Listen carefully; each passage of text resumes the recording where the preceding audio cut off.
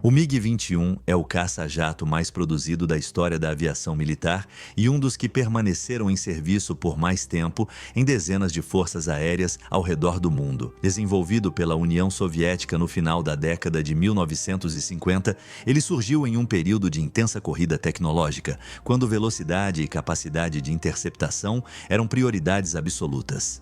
O projeto do MiG-21 refletia claramente essa filosofia. Uma aeronave compacta, extremamente rápida, simples de operar e capaz de atacar rapidamente bombardeiros inimigos antes de recuar. Seu formato tornou-se imediatamente reconhecível. As asas em delta, a fuselagem curta e a grande entrada de ar circular no nariz criaram uma silhueta única, que se tornaria um símbolo da aviação soviética durante a Guerra Fria. Diferente de caças ocidentais maiores e mais complexos, o MiG-21 foi concebido para ser leve, barato e eficiente, priorizando o desempenho bruto em detrimento de conforto e autonomia. Neste documentário, vamos analisar em detalhes o MiG-21F-13, a primeira grande versão de exportação da aeronave e também a primeira equipada com mísseis Zarar. Ao longo do vídeo, exploraremos sua estrutura, asas, sistemas de controle, motor, armamento e cockpit, além de acompanhar seu comportamento desde a decolagem até o combate e o pouso. O objetivo é entender por que esse pequeno caça teve um impacto tão grande na história do combate aéreo moderno. Meu nome é Jason Morgans e este é o Forjados pela Guerra. A fuselagem do MiG-21F-13 foi projetada com um objetivo claro: permitir voo supersônico sustentado com o menor peso possível. Para isso, os engenheiros soviéticos adotaram uma estrutura semi-monocoque, construída principalmente em ligas de alumínio e magnésio, com reforços de aço em áreas sujeitas a maior estresse. Esse equilíbrio entre resistência e leveza foi essencial para o desempenho da aeronave.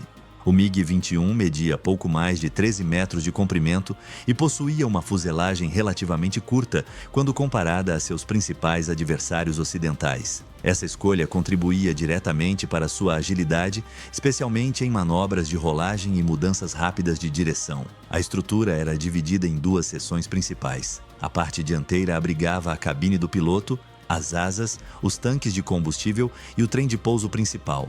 Já a seção traseira continha o motor, o conjunto de cauda e o bocal de escape. Essas duas partes eram separadas por uma junta estrutural específica, o que facilitava a manutenção e permitia a remoção completa do motor. Um dos elementos mais marcantes da fuselagem era a grande entrada de ar circular no nariz, equipada com um cone móvel. Esse cone tinha a função de controlar o fluxo de ar em velocidades supersônicas, garantindo que o motor recebesse ar nas condições ideais. Logo abaixo da entrada, um tubo de pitot alongado media velocidade, ângulo de ataque e outros parâmetros essenciais para o voo.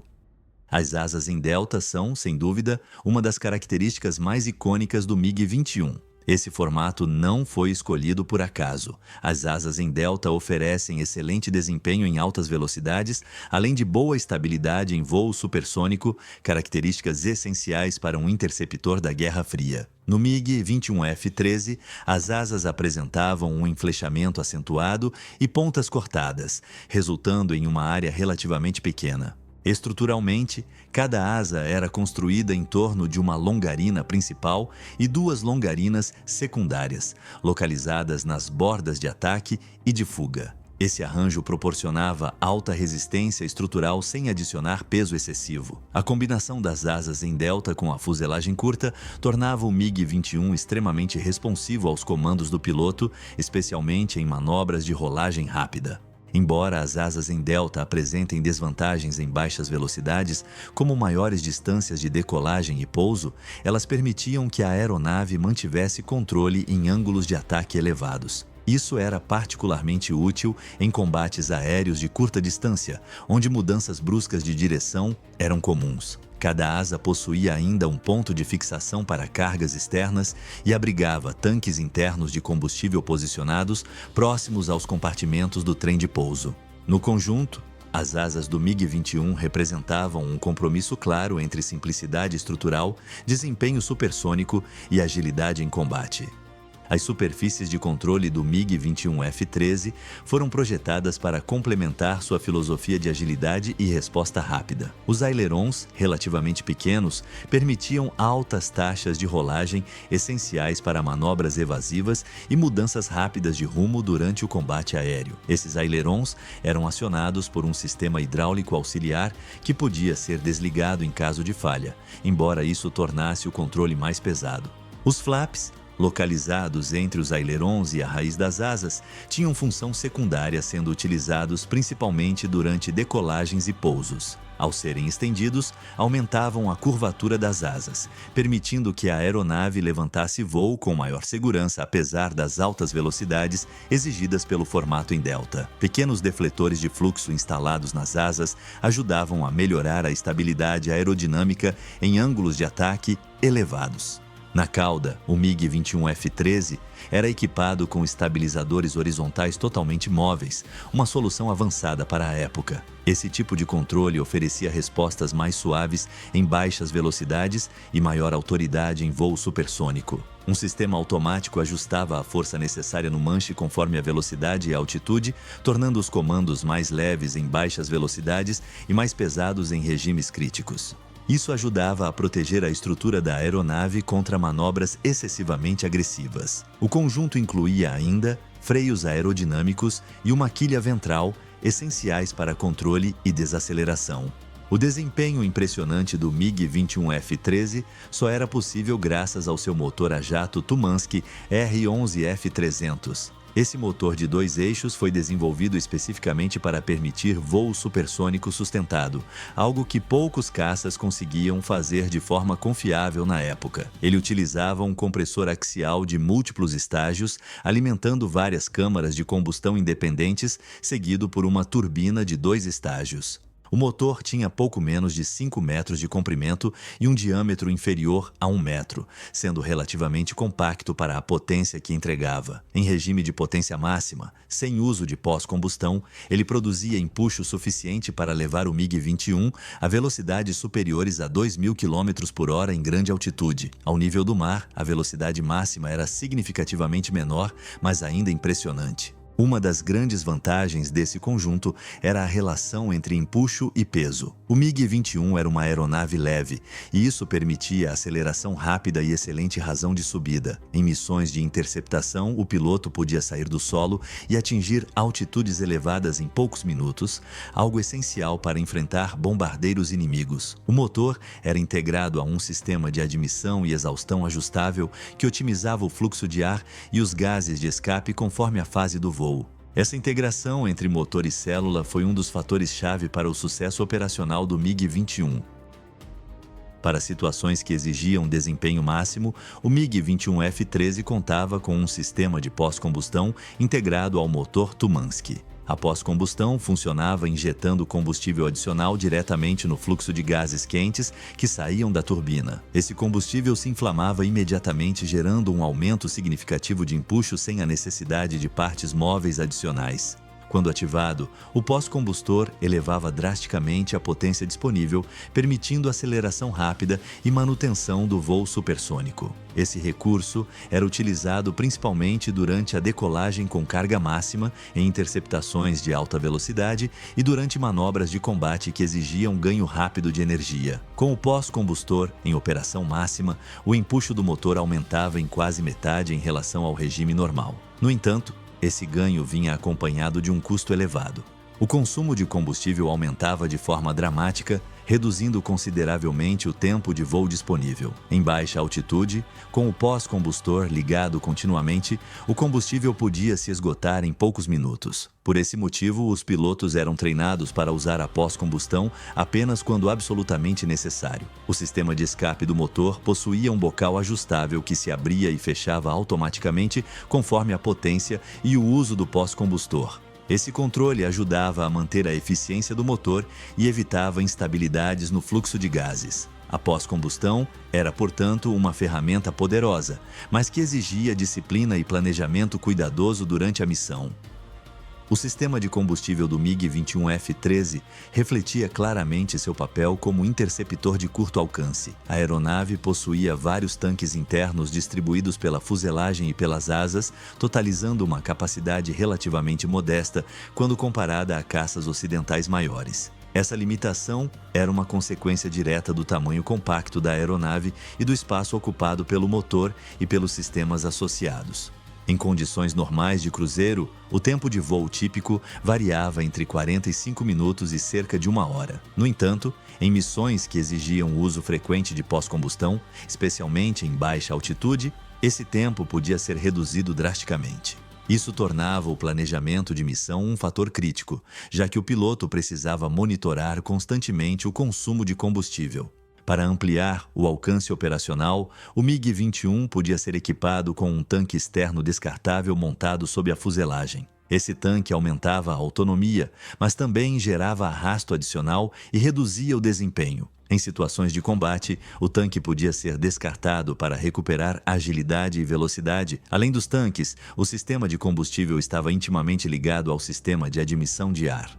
Entradas auxiliares ajudavam a garantir fluxo adequado durante a decolagem e evitavam o stall do motor em regimes críticos. No conjunto, o MiG-21 não foi projetado para longas patrulhas, mas sim para missões rápidas, diretas e cuidadosamente coordenadas a partir de bases terrestres. O armamento do MiG-21F-13 era simples, mas adequado à sua missão principal de interceptação. A aeronave estava equipada com um único canhão interno de grande calibre montado na parte inferior da fuselagem dianteira. Esse canhão tinha alta cadência de tiro, mas carregava uma quantidade limitada de munição, o que exigia disparos precisos e curtos. Além do canhão, o MiG-21F-13 podia transportar 2 mísseis ar-ar de guiagem infravermelha montados sob as asas. Esses mísseis eram projetados para seguir a assinatura térmica dos motores inimigos, o que exigia que o piloto se posicionasse atrás do alvo para obter o travamento. Embora eficazes dentro de seu envelope de uso, esses mísseis apresentavam limitações importantes como sensibilidade reduzida e alcance relativamente curto. O sistema de pontaria da aeronave não incluía um radar de busca e rastreamento no sentido moderno. Em vez disso, o MiG-21 utilizava um sistema de medição de distância combinado com uma mira óptica giroscópica. Essa mira calculava automaticamente o avanço necessário para atingir alvos em movimento, projetando as informações em um visor à frente do piloto. Apesar de suas limitações tecnológicas, o conjunto de armamento do MiG-21F-13 provou ser eficaz quando empregado corretamente. Em combates de curta distância, especialmente quando combinado com boas táticas, ele podia representar uma ameaça real até mesmo para aeronaves mais modernas e sofisticadas. O cockpit do MiG-21F-13 foi projetado seguindo a filosofia soviética de simplicidade e funcionalidade. A cabine acomodava apenas um piloto e era relativamente compacta, com pouco espaço para conforto. Todos os instrumentos essenciais estavam concentrados em um painel principal vertical, facilitando a leitura rápida durante fases críticas do voo.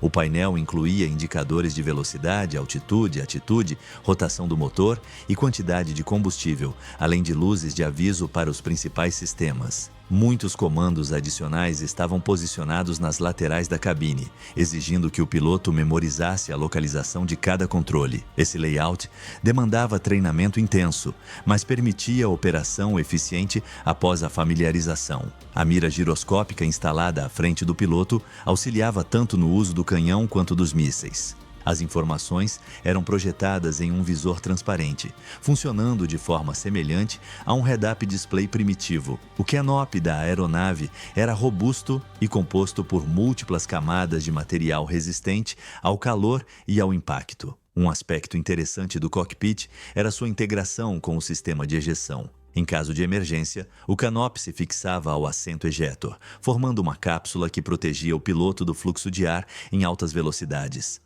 Esse sistema aumentava significativamente as chances de sobrevivência durante ejeções em voo supersônico, algo essencial para um caça com desempenho tão extremo.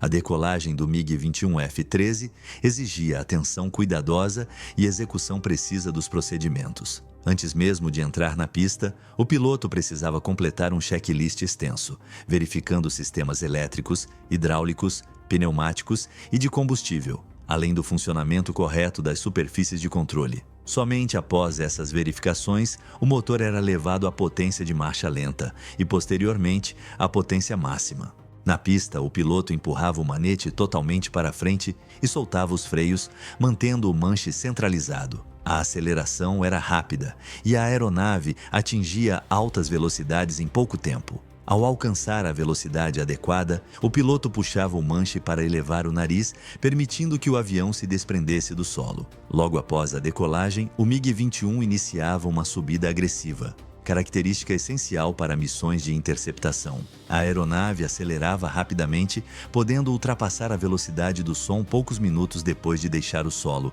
caso o pós-combustor fosse acionado. Durante essa fase, o sistema de admissão ajustava automaticamente o cone do nariz para gerenciar as ondas de choque e garantir fluxo ideal de ar para o motor. Esse perfil de decolagem e subida refletia perfeitamente a missão do MiG-21: sair do solo rapidamente, ganhar altitude e velocidade, interceptar o alvo e retornar à base o mais rápido possível.